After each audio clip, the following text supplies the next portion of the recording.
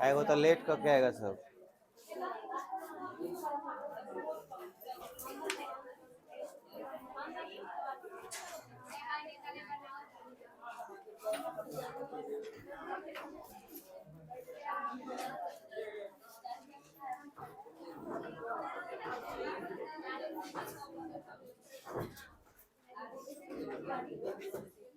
चल जल्दी question note करो, क्वेश्चन नोट करो जल्दी।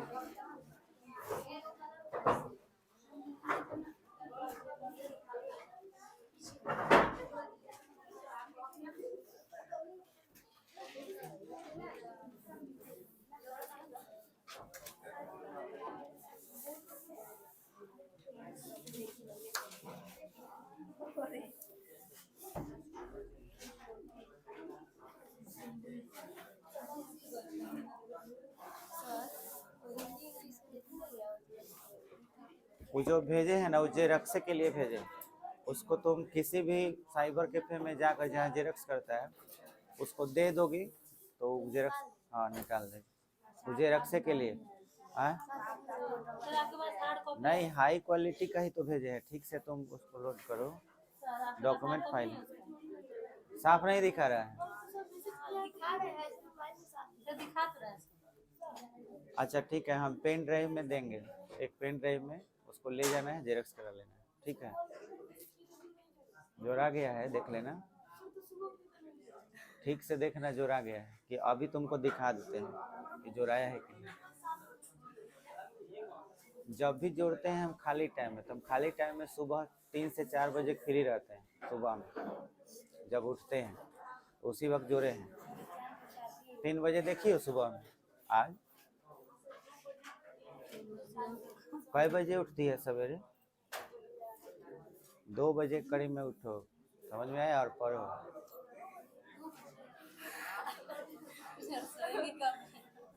इसका मतलब तुम लोग नहीं उठते हो? वाह, तब तो इसका मतलब हो गया कि पढ़ाई तुम लोग बहुत अच्छा से कर रहे हैं।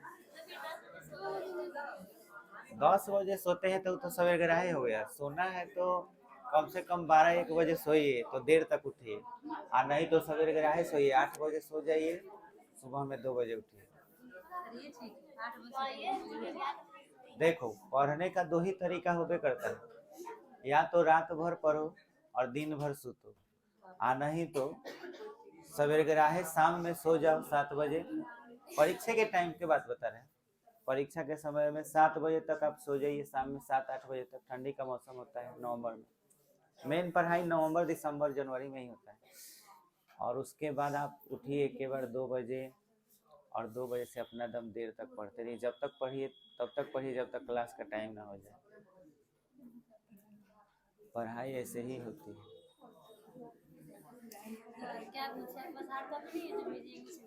है, पेन ड्राइव में दे देंगे, जाके जेरक्स कराना। 11 बजे के करीब में ना हम बोल देंगे, इधर एक जेरक्स का दुकान है ना, उसको डायरेक्ट हम भेज देंगे, वही करके दे देगा। ले लेना, जाके दुकान पर से ले लेना है। हो गया?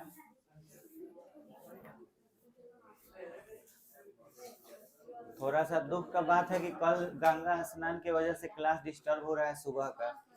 और क्रैश कोर्स का बैच जो है वो ऑनलाइन कल शाम में वो चलेगा। ठीक है, आज से रेगुलर है। आज से बताया नहीं था, 7 तारीख है ना, तो आज शाम में आपका क्रैश कोर्स स्टार्ट हो रहा है 6 बजे लाइव। और हमने कोई प्लान सोचा है आपके लिए कि जो वीडियो आपका रहेगा वो 24 घंटे रहेगा, उसके बाद प्राइवेट हो जाएगा।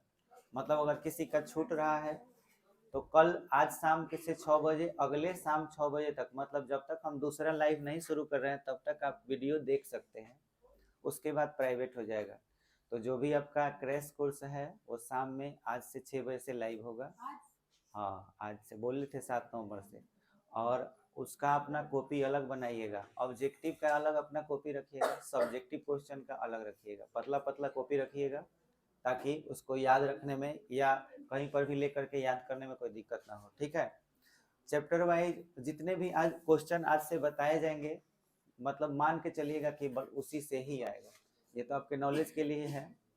और जो आपका गेसिंग में बता देंगे बस उससे ही आने वाला है। फिर भी आप पूरा एकदम स्टडी जारी रखिएगा, अपना रिवीजन करते रहिएगा, पूरा इसी पर निर्भर नहीं रहना है, क्योंकि एक ये क्या है, मतलब कि अपने से सोचा गया एक मतलब है कि हाँ ये आ सकता है, ये गेस किया हुआ क्वेश्चन है, पर क्या आएगा ये तो भाई समय बताएगा। तो आने के चांसेस बहुत ज्यादा रहेंगे जिस तरह से एग्जाम में क्वेश्चन आता है, बट मेन पढ़ाई आपका यही बैच है। इसमें जो आप शुरू से अंत तक पढ़ रहे हैं इसका 100% गारंटी है कि जो पढ़ाया गया है उसी से आएगा, उससे अलग कुछ नहीं आने वाला। समझ में आया? और शाम में जो पढ़ाई होगा तो उसमें पढ़ाई में आपको वो रहेगा भाई गेसिंग क्वेश्चन। वो क्वेश्चन देखो, सारे टीचर में कुछ टीचर हैं बच्चों को पढ़ाने के लिए ऐसे बोल देंगे या अपने पास बुलाने के लिए कि अरे हम जो बोल देंगे वो अबे करेगा, उसके अलावा कुछ नहीं आएगा। तो ऐसा कोई गारंटी दे रहा है तो समझिए कि वो धोखा ही कर रहा है। हम एक तरह से आपको गेस करके बता रहे हैं कि क्वेश्चन, और जनरली मेरा क्वेश्चन लड़ ही जाता है, ये चीज हर साल देखा गया है। मैंने जो बोला है क्वेश्चन ज्यादा गेस नहीं करते हैं, जो बोलेंगे आपका लगभग उसमें से आ जाएगा। ठीक है, चलिए आपके सामने जो अभी क्वेश्चन है शुरू करते हैं। देखिए इस क्वेश्चन में ये एक नया वर्ड आपको देखने को मिल रहा है, व्यतिकरण, इंग्लिश में इंटरफेरेंस। से आप क्या समझते हैं? ये 5 मार्क्स का और 2 मार्क्स का दोनों तरह के क्वेश्चन, और ऑब्जेक्टिव, ये तीनों तरह के क्वेश्चन इससे आते हैं। ऑब्जेक्टिव में पूछ सकता है कि साबुन का बुलबुला रंगीन क्यों दिखाई देता है, और 4 ऑप्शन दे देगा। उसमें 4 ऑप्शन में लिख देगा ध्रुवन के कारण, अपवर्तन के कारण, पूर्णांतरिक परावर्तन के कारण, व्यतिकरण के कारण। तो आपको आंसर में सोचना होगा कि आंसर क्या होगा। डिस्क जो होता है वो चमकता है, अलग अलग रंगीन दिखाई देता है। जो कैसेट होता है सीडी कॉम्पैक्ट डिस्क, वो चमकता है, तो वो किस कारण चमकता है ना? तो उसमें भी आपका ऑप्शन दे देगा व्यतिकरण के कारण, विवर्तन के कारण, अपवर्तन के कारण, पूर्णांतरिक परावर्तन के कारण। पतला फिल्म चमकता है तो उसका कारण क्या होगा? तो उन सभी कारणों को समझने के लिए हमको आगे चल करके तरह तरह की घटनाओं को पढ़ना है। जैसे पहला टॉपिक आपका व्यतिकरण है, उसके बाद YDAC है, उसके बाद हम लोग जो है इसके बाद विवर्तन पढ़ेंगे। तो ये सारी चीजें जब हम लोग पढ़ लेंगे तो इससे रिलेटेड ऑब्जेक्टिव जो क्वेश्चन होता है वो कर लेंगे बड़े आराम से। कॉन्सेप्ट आपको समझ में आना चाहिए, एक एक बात इसका समझ में आएगा तो बढ़िया से इसमें जितना भी ऑब्जेक्टिव क्वेश्चन आएगा आप एकदम अपने समझदारी से उसको सोच करके सॉल्व कर सकते हैं। क्योंकि इसमें थोड़ा सा भी इधर उधर हुआ आंसर गलत मार के आओगे तो लगेगा कि हाँ यही आंसर होगा, तो वो तुम आंसर वो मान दोगे लेकिन बाद में पता चलेगा कि यार गलत मार दिए। तो इसमें कॉन्सेप्ट बहुत इंपॉर्टेंट होता है। व्यतिकरण अगर ये नया चीज है तो ये है क्या, ये अगर बढ़िया से नहीं जाने आप, ठीक है, तो आपको नहीं बुझाएगा। और इससे रिलेटेड बहुत सारे क्वेश्चन आपके आते हैं, न्यूमेरिकल आ सकता है, पूछ देगा कि व्यतिकरण विवर्तन में अंतर क्या होता है। ठीक है, ऑप्टिक्स का सबसे खास मतलब कि ये टॉपिक माना जाता है। और इसके बाद इससे सबसे बेस्ट मैंने देखो, इसके बाद जो तुमको हम पढ़ाने वाले हैं यंग का डबल स्लाइड प्रयोग पढ़ाने वाले हैं, जिसको शॉर्टकट में YDAC कहा जाता है, यंग डबल स्लाइड एक्सपेरिमेंट। तो YDAC जब आपको हम पढ़ाएंगे इसके बाद, तो समझिए कि ऑप्टिक्स का सबसे खतरनाक चीज आप पढ़ लिए, उसके बाद आपको कुछ नहीं, ऑप्टिक्स समझोगे खत्म। इसके बाद प्रकाश वैद्युत प्रभाव है, और उसके बाद हम मॉडर्न फिजिक्स में पहुंचेंगे। मॉडर्न फिजिक्स में आपको बोले ही थे, तो हम लोग का समय से एकदम सब कुछ समाप्त हो जाने वाला है, उसमें टेंशन फ्री रहिए। अब आपको जो भी पढ़ना है एकदम बेहतर तरीका से पढ़ना है, ताकि ऑब्जेक्टिव को हम गलत करके ना आए। और सब्जेक्टिव क्वेश्चन आएगा तो कॉन्सेप्ट समझिएगा तो खुद से अपने लैंग्वेज में लिख लीजिएगा। ठीक है, तो अब आप यहाँ पे मेन चीज समझिए कि व्यतिकरण होता क्या है। व्यतिकरण को समझने के लिए हम अपने दैनिक जीवन में बहुत सारी ऐसी घटनाएं देखते हैं, उन घटनाओं को हम समझने का प्रयास करेंगे कि क्या रियल में ऐसा हम फील किए हैं कि नहीं। जैसे इंग्लिश में इसका नाम है इंटरफेरेंस, तो ये वर्ड जाना पहचाना है, और इसको हिंदी में भले ही व्यतिकरण बोला जा रहा है। अब ये इंटरफेरेंस का मतलब क्या? तो वही इंटरफेरेंस होता है जो आप दैनिक जीवन में महसूस करते हैं। जैसे कि कभी कभी दो व्यक्ति झगड़ा कर रहे हैं, दो दोस्त झगड़ा कर रहे हैं, और उसमें आप जा कर के झगड़ा छुड़ाने का बात कर रहे हैं कि भाई झगड़ा मत करो। तो उसी में का एक आदमी बोला कि तुम बीच में इंटरफेयर करने वाला कौन होता है ना। यानी कि दो व्यक्तियों के बीच कुछ हो रहा है और एक तीसरा जा करके झगड़ा सलटाने का, तो हम लोग इस तरह से बोलते हैं कि तुम बीच में इंटरफेयर करने वाला कौन होता है, हम लोगों के आपस की बात है, ऐसे भी बोल सकते हैं। तो इंटरफेयर का मतलब होता है क्या, डिस्टरबेंस होना, डिस्टरबेंस किसी तरह भी होना, कोई भी डिस्टरबेंस अगर हो जा रहा है तो वो इंटरफेरेंस, आप इंटरफेयर वर्ड यूज करते हैं अपने लाइफ में। लेकिन फिजिक्स में क्या है भाई, तो इसको ऐसे समझिए। पहले हम बात करते हैं ध्वनि से रिलेटेड, साउंड से रिलेटेड। आप एब्जॉर्ब कीजिएगा, अगर आप ऐसा नहीं किए हैं तो आप आने वाले समय में भी कर सकते हैं। एक कमरे में अगर 2 जगह या 3 जगह अलग अलग जगह पर लोकेशन पर बॉक्स लगा दिया जाए गाना बजाने के लिए, ठीक है। अगर आप गाना बजाना शुरू कर दें, या फिर आप देखे होंगे कि जब पूरा फैमिली या बहुत सारे लोग एक साथ बैठ करके फिल्म देखते हैं, आप सिनेमा हॉल में भी जा करके फिल्म जब देखिएगा तो सीट जहां पर मिलेगा उस सीट पर जो आपको आवाज सुनाई देगा, एक वो। दूसरा चीज कि आप कहीं किसी और सीट पे बैठ जाएं, वहां पे जो आवाज सुनाई देगा तो आपको आवाज अलग अलग फील होगा। कहीं पे आपको लगेगा कि ज्यादा साउंड आ रहा है, कि यहाँ पे बहुत अच्छा साउंड है, यही जगह बैठेंगे तो अच्छा लगेगा, समझ में आएगा। और साउंड में भी, गाना भी अगर सुन रहे हो, एक मतलब कि हॉल है उसमें 2-3 बॉक्स लगा दिए हो और तुम गाना सुन रहे हो, तो बॉक्स से दूर कहीं किसी लोकेशन पर आप बैठिएगा तो हो सकता है कि आपको उतना अच्छा सुनाई नहीं दे। बॉक्स के इधर उधर घूमिएगा तो आपको बहुत अच्छा सुनाई देने लगेगा, साउंड कहीं ज्यादा लगेगा, कहीं पे कम लगेगा।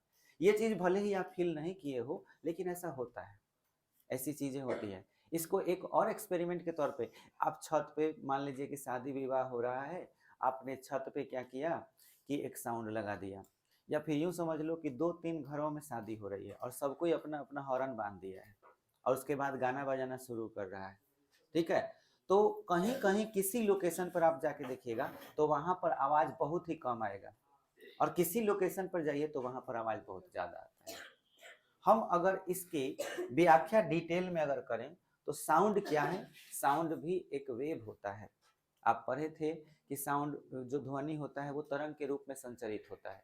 अगर एक तरंग ऐसे जा रही है, ठीक है, तो हमने तरंग को बहुत अच्छे से डिफाइन किया है कि तरंग में क्या क्या होता है।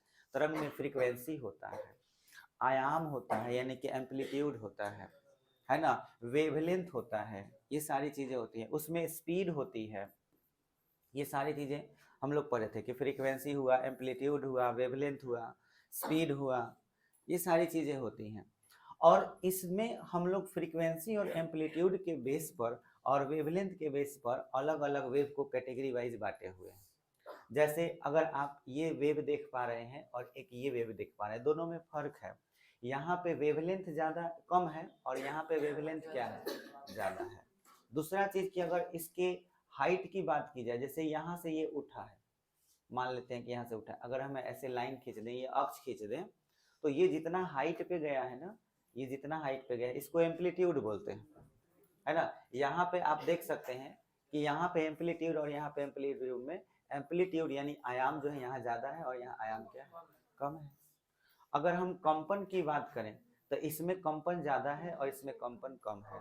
तो कंपन ज्यादा और कम फ्रीक्वेंसी की कहा जाता है। आयाम का मतलब हाइट को कहा जाता है, और हाइट बोले तो वाई एक्सिस, समझ में आया, ये जो है ना वाई एक्सिस के समांतर होता है। तो वाई अक्ष पर जो भी राशि दर्शाई गई हो, चाहे वो वोल्टेज दर्शाया गया हो या लंबाई या चौड़ाई, ये चीजें दर्शाई गई हो, तो वही आयाम बन जाता है। आयाम कोई एक वैल्यू नहीं, मतलब कि कोई ऐसा चीज नहीं है कि हाँ उसका कोई डेफिनेशन। आपको ये दिमाग में रखना है कि वाई अक्ष पर जो भी दर्शाया जाएगा, ठीक है, वो चीज जो होगी आयाम होगी। अब वो आयाम वोल्टेज भी हो सकता है, वोल्टेज वेरिएशन हो सकता है। जैसे कि हम अभी बोल रहे हैं तो आपको आवाज सुनाई दे रहा है, तो ये देखिए माइक्रोफोन में मेरा आवाज गया, साउंड गया, तो साउंड जाने के बाद साउंड एनर्जी क्या हुआ, इलेक्ट्रिकल एनर्जी में चेंज हुआ। तो इसमें जो ट्रांसड्यूसर लगा हुआ है, वो ट्रांसड्यूसर क्या करता है, हमारी साउंड एनर्जी को किस चीज में चेंज कर देता है, इलेक्ट्रिकल एनर्जी में। इलेक्ट्रिकल एनर्जी में चेंज करने का मतलब क्या हुआ, मैं जितना भी वर्ड बोला, हर वर्ड में अलग अलग वोल्टेज वेरिएशन होगा। समझ में आया? और वोल्टेज वेरिएशन हाई होगा, लो होगा, 2 वोल्ट, 3 वोल्ट, फिर 2 वोल्ट, -3 वोल्ट, ऐसे करके होगा वोल्टेज वेरिएशन। तो ऐसे सिग्नल बनता है। अभी आगे हम आपको बताएंगे कि सिग्नल कैसे आगे बढ़ते हैं, वो गेट लॉजिक गेट वगैरह आपको पढ़ाएंगे तो समझ में आएगा। लेकिन आप यहाँ पर समझिए कि ये जो चीजें होती हैं, ये आयाम जो होता है, ये एम्पलीट्यूड, इसका वैल्यू घटना बढ़ना, इस चीज को अगर हम एब्जॉर्ब करें, क्यों ऐसा होता है कि एक कमरे में ही हमको साउंड जो है अच्छे से किसी लोकेशन पे बहुत अच्छा लगता है, कहीं पे ज़्यादा साउंड आ जाता है, कहीं पे कम लग जाता है, ऐसा क्यों होता है?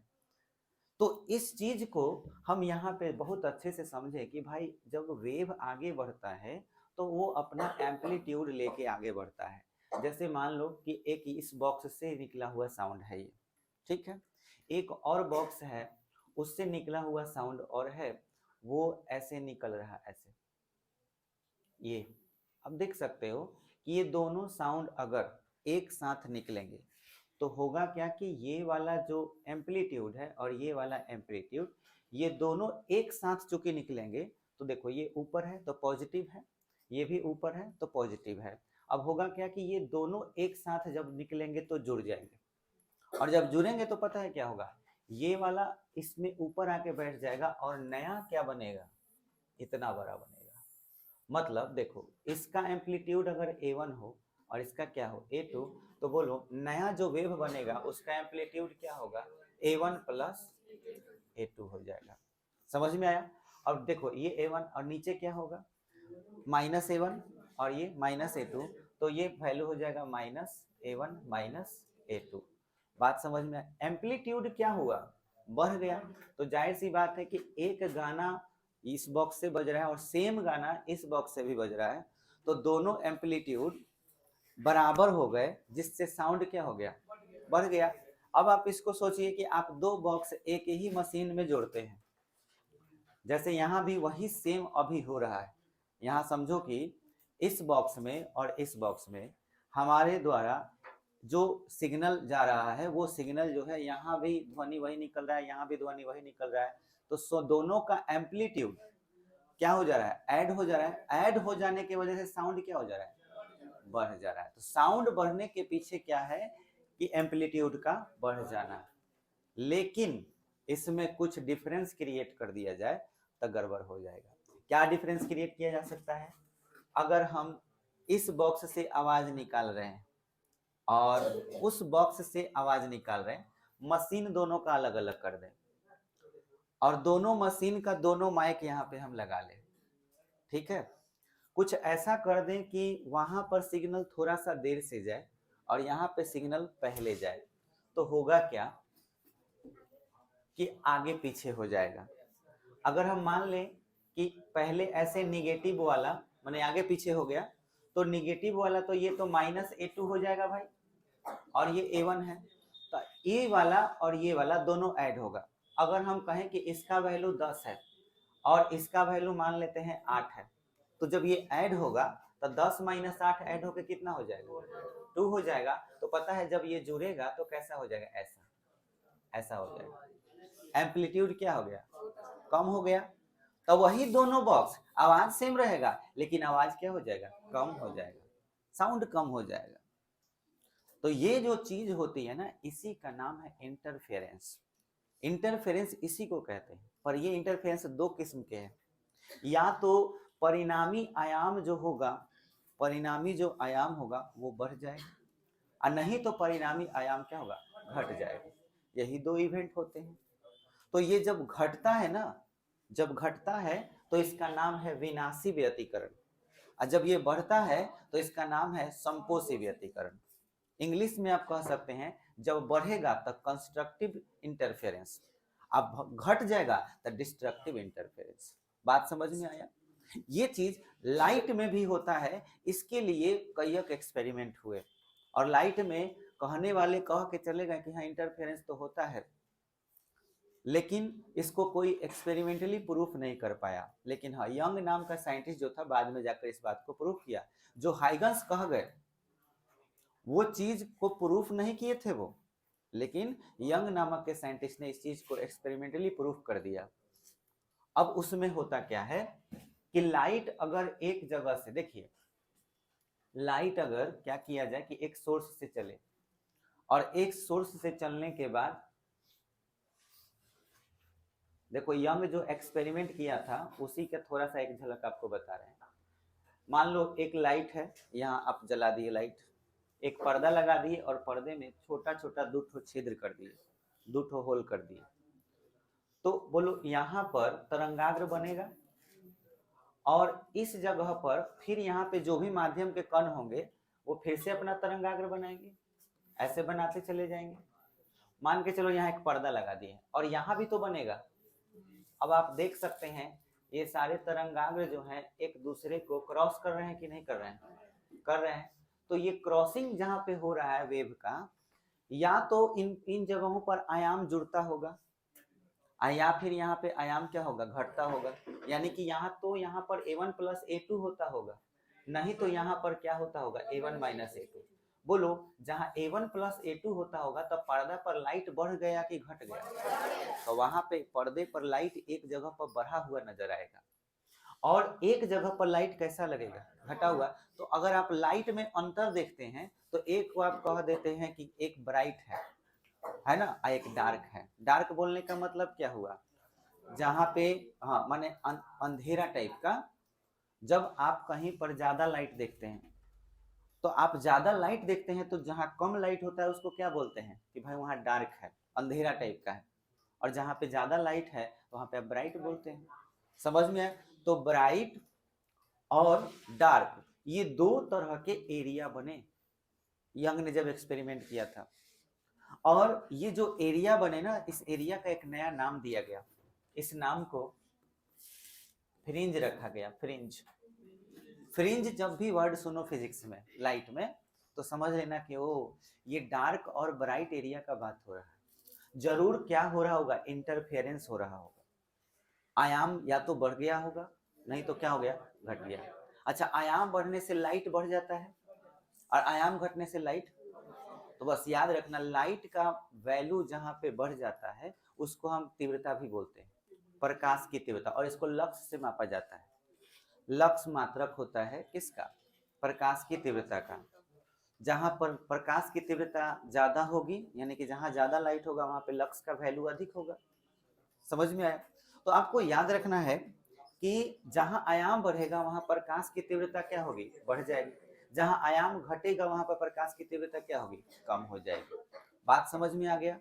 लेकिन ये तभी हो सकता है जब एक ही कलर का, कलर अलग अलग होगा तो कभी नहीं होगा। इंटरफेरेंस लाइट में एक कंडीशन है कि इंटरफेरेंस होने के लिए क्या जरूरी है, कलर सेम होना चाहिए, और कलर सेम होने का मतलब हुआ फ्रीक्वेंसी सेम होना चाहिए।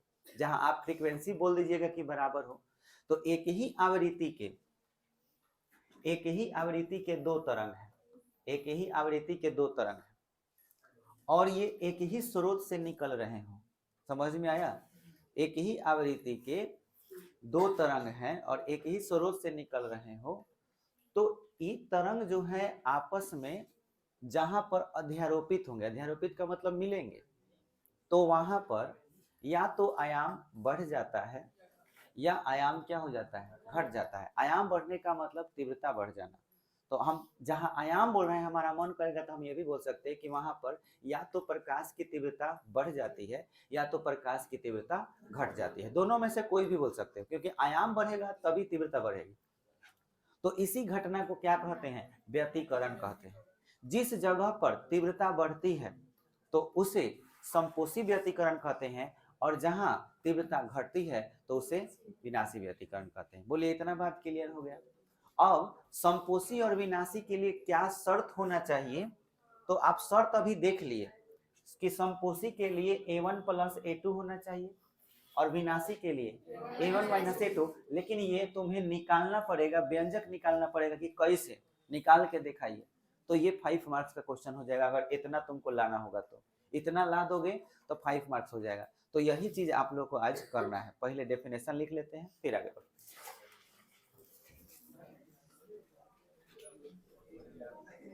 लिखिए, बोले।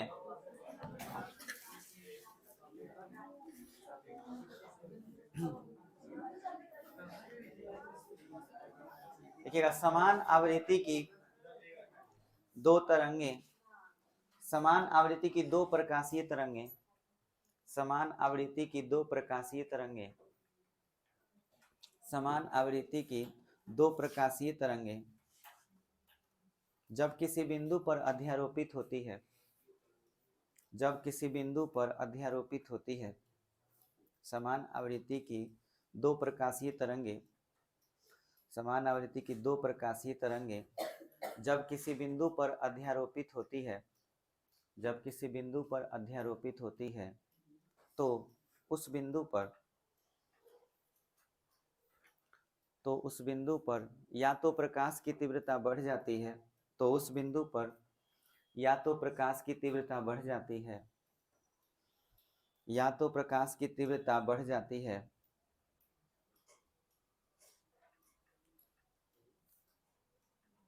या तो प्रकाश की तीव्रता बढ़ जाती है, या प्रकाश की तीव्रता घट जाती है, या प्रकाश की तीव्रता घट जाती है। इसी घटना को व्यतिकरण कहते हैं, इसी घटना को व्यतिकरण कहते हैं, इसी घटना को व्यतिकरण कहते हैं, इसी घटना को व्यतिकरण कहते हैं। जिस बिंदु पर तीव्रता तीव्रता बढ़ती है,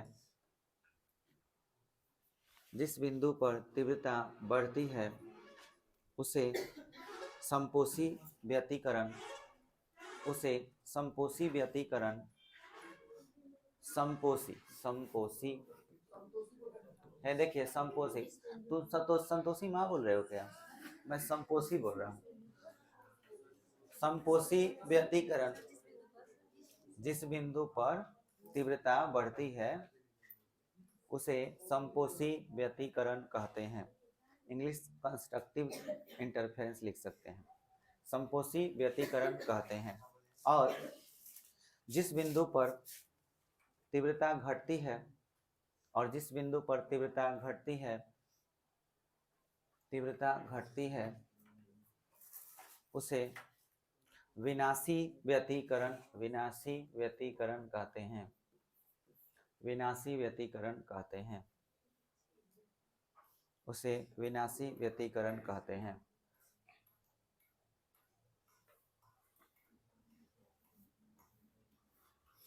हो गया?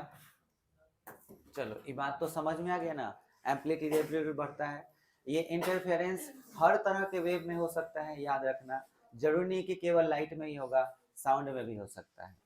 तो अभी हम लोग देखते हैं कि ये व्यतिकरण जो है, इसके लिए हम लोग संपोषी का कंडीशन कैसे निकालेंगे। तो आप हमें ये बताइए, कोई भी वेव किस फॉर्म में चलता है? मैथमेटिक्स का कौन सा ऐसा चीज है जिस फॉर्म में ये चलता है? आपको साइन का ग्राफ मालूम होगा, साइन एक्स का ग्राफ इस तरह से होता है ना, तो वेव ऐसे ही ना होता है। तो आपको मालूम होगा साइन एक्स के बगल में जो गुणांक होता है उसी को आयाम बोला जाता है। समझ में आया? तो हमारा दो ठो तरंग है जो चलेगा, और जब वो चलेगा तो उस कंडीशन में, जैसे मान के चलो कि एक ये तरंग हो गया, ठीक है, प्लस एक और तरंग हो गया, ठीक है। अब बोलो, ये कंपन करेगा तो डिपेंड करेगा y के मान पर, y के मान जितना ऊपर जाएगा। अब जैसे आपको याद होगा, इसको 0 बोला जाता है, इसको π/2, इसको क्या बोलते हैं? पाई। समझ में आया? तो यहाँ पर वैल्यू ज्यादा होगा, इस जगह पर π/2 पर साइन का वैल्यू क्या होता है? ज्यादा। तो इतना तक जाएगा तो आयाम बढ़ जाएगा, तो y का वैल्यू क्या हो जाएगा? बढ़ जाएगा। अगर मैं कहूँ कि इस वाले वैल्यू, इसका वैल्यू क्या है? y1, और इसका हाइट क्या है? y2, तो y1 का वैल्यू डिपेंड कर रहा है किस पर? साइन पर। समझ में आया? साइन पर डिपेंड कर रहा है। अब आपको याद होगा कि साइन, और यहाँ पे हम लोग क्या लिखते हैं? Omega T. क्लियर हुआ? तो y1 बराबर साइन ओमेगा टी, और यहाँ पे जो भी गुणांक होता है वो कहलाता है आयाम। तो हम y1 बराबर क्या लिखेंगे?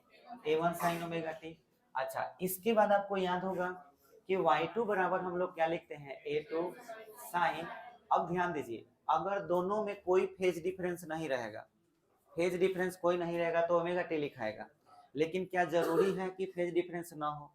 फेज डिफरेंस हो भी सकता है, नहीं भी हो सकता है। मान लीजिए कि फेज डिफरेंस 0 रहेगा, तब तो आयाम बढ़ जाएगा, एक के साथ चलेगा तो दोनों आयाम मिलकर जुड़ जाएगा। तब फेज डिफरेंस हो भी सकता है, नहीं भी हो सकता है। इसीलिए हम ओमेगा टी के साथ हम क्या जोड़ देते हैं, एक फाई। फाई क्या है, दोनों के बीच का फेज डिफरेंस है। और ये दोनों क्या है, दोनों आयाम के समीकरण है। और यही दोनों जुड़ेंगे तो एक नया वेव तैयार होगा। बात समझ में आया? या तो ये बड़ा हो जाएगा, नहीं तो छोटा हो जाएगा। तो इसके लिए हमको y बराबर क्या निकालना होगा, y1 प्लस y2। और तब जा करके हम a1 और a2 को जोड़ पाएंगे या घटा पाएंगे, उसका कंडीशन प्राप्त कर पाएंगे। समझ में आया? तो आप लोग को समझ में आया इसमें क्या क्या चीज आपको देखने को मिला, आयाम। जैसे हम ये मान लें कि माना पहले तरंग का आयाम बराबर क्या चीज, a1, तथा दूसरे तरंग का आयाम बराबर क्या चीज, a2। तो अगर हम इस तरह से मान रहे हैं तो हम लिख सकते हैं कि y1 बराबर a1 साइन ओमेगा टी, और y2 बराबर क्या लिख सकते हैं, a2 sine omega T plus phi. अब आपसे पूछा जाए कि फाई क्या है, तो जहां फाई का मतलब है दोनों तरंगों के बीच का कलांतर। कलांतर का मतलब फेज डिफरेंस भी बोल सकते हैं, कलांतर यानी कि फेज डिफरेंस। ये बात समझ में आया? अब बताओ, दोनों तरंग एक सोर्स से चल दिए, चलने के बाद किसी बिंदु पर या तो ये मिल करके आयाम को बढ़ा देंगे, नहीं तो घटा देंगे। मिलने का मतलब क्या, दोनों जुड़ेंगे। तो हम यहाँ लिखेंगे दोनों तरंगों में या दोनों तरंगों का अध्यारोपण होने पर।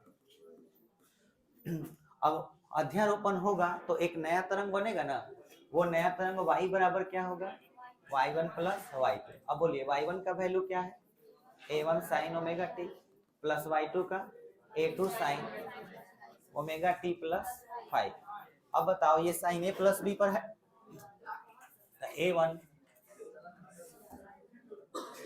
a1 sine omega T plus a2 bracket दे दो, साइन a प्लस b बराबर sine a into cos b plus cos a यानी कि cos omega T into sine 5 हो जाएगा। अब सभी बच्चे क्या करें, a2 से गुना कर देंगे इसमें। तो बोलिए y बराबर क्या हो जाएगा, a1 साइन, बात मत कीजिए, ध्यान दीजिए यहाँ पर, plus a2 sine omega T, a2 sine omega T into cos 5 plus a2 cos omega T, और उसके बाद क्या है साइन 5 हो जाएगा। अब देखिए क्या कीजिएगा, यहाँ पे देखिए तो साइन ओमेगा टी कॉमन है इसमें, तो अगर मैं साइन ओमेगा टी कॉमन ले रहा हूँ तो बोलो यहाँ पे क्या बचेगा, a1 बच जाएगा प्लस यहाँ a2 cos 5 बच जाएगा, अब प्लस यहाँ पे a2 और cos, अच्छा इसको हम ऐसे इसके साथ साइन 5 लिख कर बाद में cos ओमेगा टी लिख सकते हैं। अच्छा अब यहाँ देखिए साइन ओमेगा टी के साथ a1 प्लस a2 cos 5 आया है ना, इसको थोड़ा देर के लिए हम कुछ मान लेते हैं नए फॉर्मूला पर लाने के लिए, क्योंकि यह अगर वेव होगा तो जरूर साइन के जैसा आएगा। जैसे ये समीकरण जो है y1 बराबर a1 साइन ओमेगा टी था ना, उसी के जैसा हमको लाने का प्रयास करना है। तो मैं इसको मान लेता हूं, माना a1 प्लस a2। अगर मुझे यहाँ पे sine a into cos b plus cos a into sine b लाना है तो इसे कॉस मानना पड़ेगा। समझ में आया?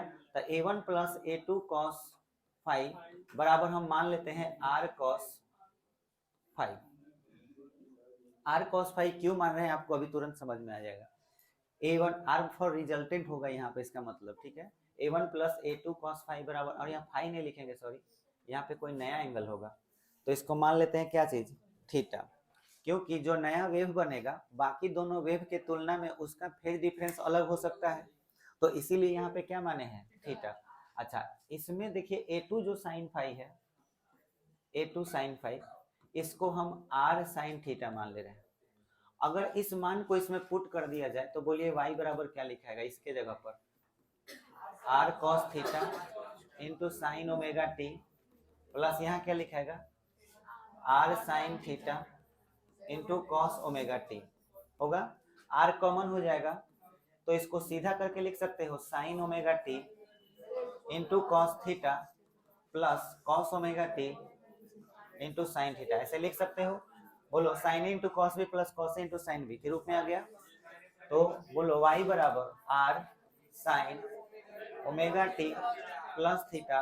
गौर से देखो, नया जो वेव y था वो भी साइन के पद में ही आया और आयाम का मान क्या आया, r।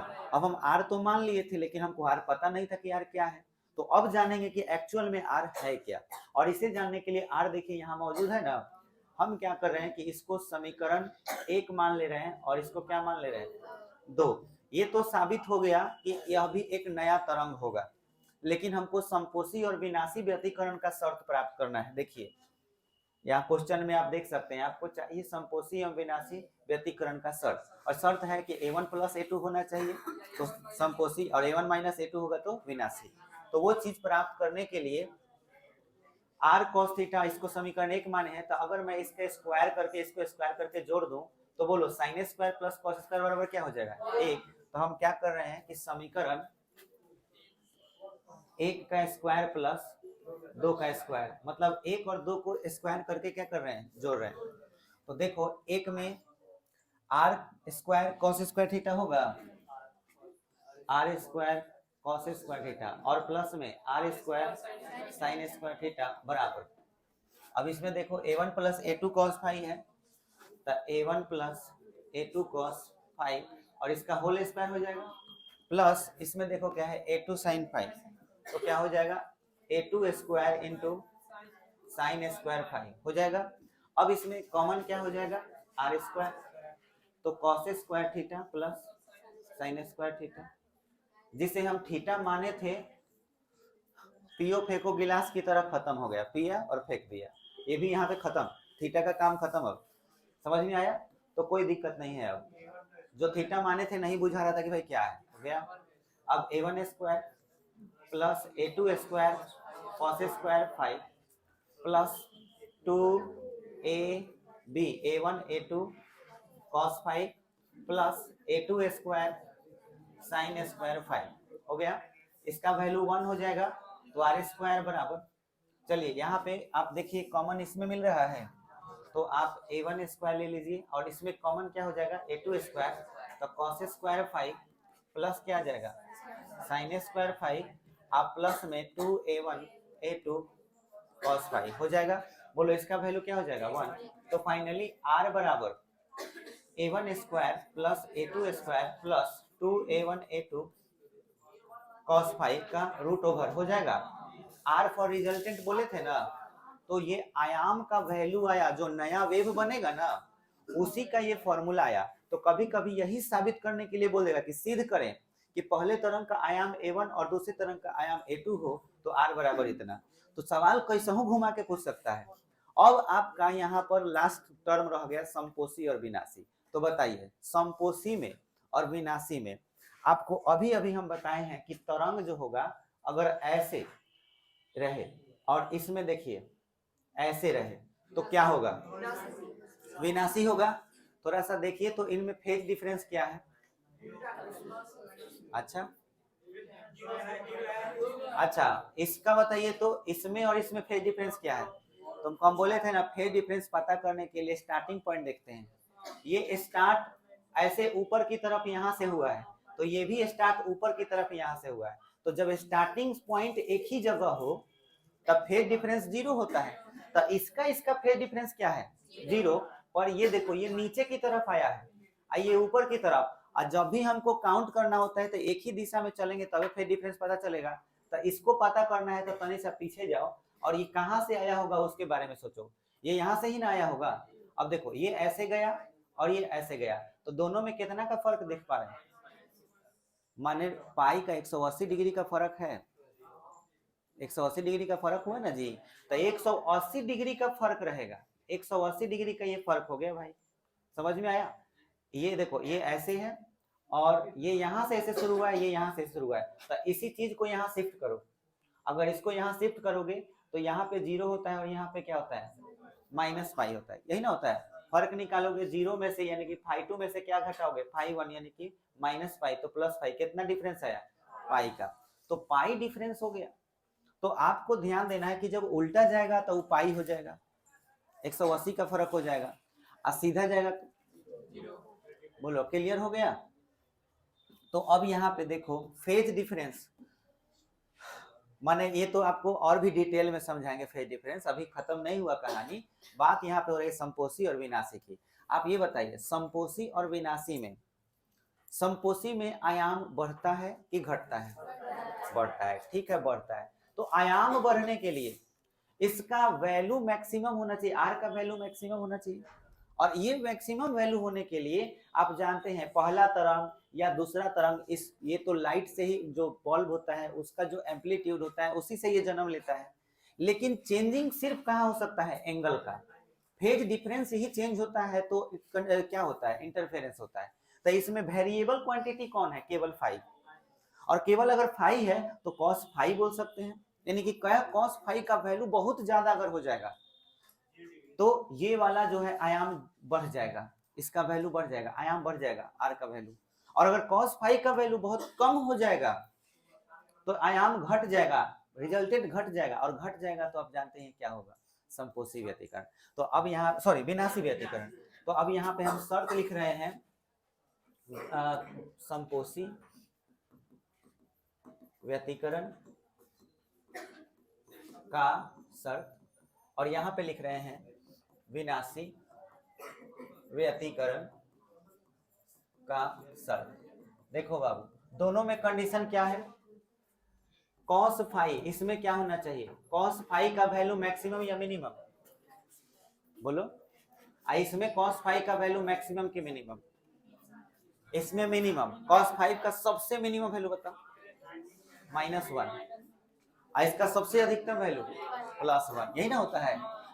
अब ये वैल्यू पुट करो इसमें, सो आर मैक्सिमम बराबर a1 square plus a2 square plus 2a1 a2 into में 1, यही ना पुट करोगे?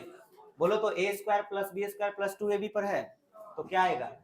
a प्लस b का होल स्क्वायर, रूट से स्क्वायर खत्म, तो आर मैक्स का वैल्यू क्या आया? a1 plus a2। देखो तो आगे कंडीशन है, अब मिनिमम वैल्यू के लिए r minimum a1 square plus a2 square plus 2a1 a2 -1। बोलो a माइनस बी के होल स्क्वायर पर है तो होगा a1 माइनस a2 का होल स्क्वायर, स्क्वायर से रूट खत्म तो क्या आएगा? a1 minus a2। तो बोलो यहाँ पे विनाशी व्यतिकरण होगा। तो ये रहा आपका शर्त, इतना करिएगा तो अब जाके 5 नंबर तक हो सकता है। चलिए अब इसको आप बढ़िया से नोट कर लीजिए।